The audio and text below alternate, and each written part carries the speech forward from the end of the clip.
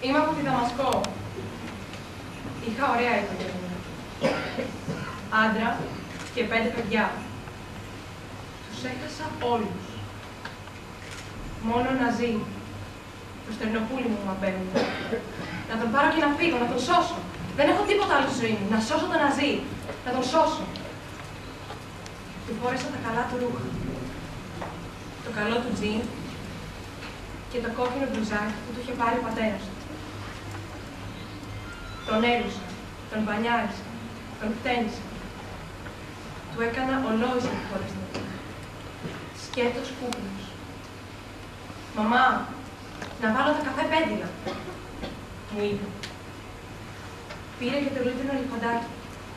Δεν το αποχωριζόταν ποτέ.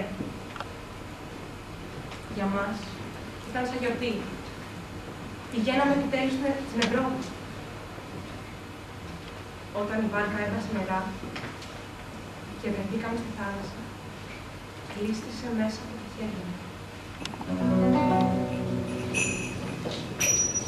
Άντρα μου, τέλη της αγάπης μου, εσένα, η ψυχούλα σου πλανιέται και το κορμί σου λιώνει άκαυτο και άρρωστο.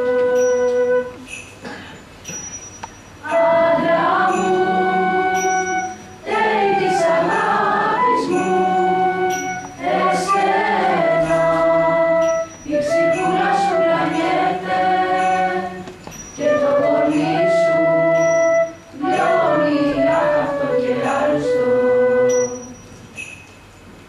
Εμένα θα μ' αρπάξει θαλασσινό σκαρί.